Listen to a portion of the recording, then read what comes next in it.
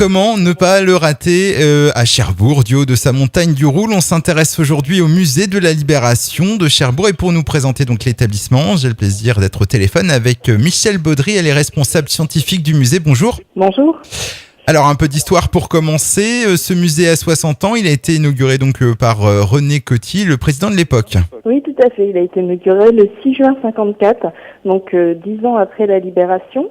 Et ce qui en fait l'un des tout premiers musées, avec celui d'Aromanches dans le Calvados, un des tout premiers musées consacrés à la Seconde Guerre mondiale dans notre région. Alors parlez-nous un petit peu du site sur lequel vous êtes installé. Vous avez quand même une vue imprenable, ce qui d'ailleurs en a fait un endroit stratégique.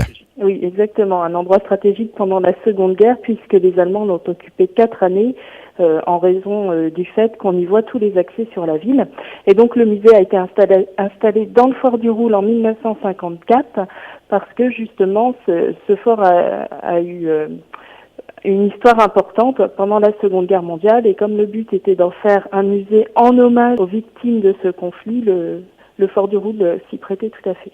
Donc installé en 1954, et puis vous avez subi un réaménagement en 1994. Oui, en 1994, il y a un nouveau parti qui a été adopté, c'était celui de mettre l'accent sur la vie des civils pendant l'occupation, ce qui n'était pas le cas dans le premier musée qui était plus militaire. Et donc depuis 1994, le parcours du musée s'intitule De l'ombre à la lumière, puisqu'il s'étend sur 2 niveaux. Donc un niveau très sombre consacré à la vie quotidienne des années sombres de l'occupation et un niveau éclairé par la lumière du jour qui lui revient sur les différentes étapes de la libération, depuis bien sûr le débarquement du 6 juin sur les plages de Normandie jusqu'à la prise du port de Cherbourg, un port stratégique puisqu'il a permis le ravitaillement en matériel des Américains. Et des collections qui sont régulièrement enrichies par les dons de particuliers. Vous êtes toujours d'ailleurs en recherche d'objets évoquant le second conflit mondial à Cherbourg ? Oui, on recherche toujours en permanence parce qu'on a pour objectif de vraiment présenter dorénavant des collections propres à la vie de Cherbourg et du Nord-Cotentin sous la Seconde Guerre mondiale pour avoir un propos vraiment particulier à notre région et non pas un propos trop généraliste. Et sinon, au musée de la Libération à Cherbourg, est-ce que des activités sont prévues ? Oui, alors actuellement, nous vivons les derniers jours de notre exposition temporaire La route de la voie de la liberté, donc jusqu'au 15 avril.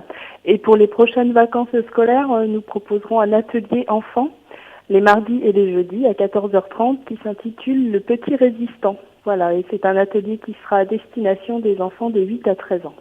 Et puis en conclusion, peut-on donner quelques infos pratiques ? Déjà, vous êtes ouvert quand ? Alors nous sommes ouverts du mardi au samedi de 10h à midi et de 14h à 18h et tous les dimanches de 14h à 18h. Et quels sont les tarifs de visite ? Donc le plein tarif est de 4 €, 2,50 € pour le tarif réduit. Nous sommes gratuits pour les moins de 26 ans et gratuits pour tous les dimanches. Eh bien, merci beaucoup Michèle Baudry. Et puis pour l'occasion du 70e anniversaire de la libération de Cherbourg-Octeville, on aura l'occasion de vous retrouver à plusieurs reprises. D'ailleurs, le rendez-vous est déjà fixé au 5 mai prochain. Et puis également retrouver des renseignements pratiques concernant donc le musée sur le site de la ville, www.ville-cherbourg.fr, www.ville-cherbourg.fr. Je vous dis au revoir en vous souhaitant une bonne journée. Merci, au revoir.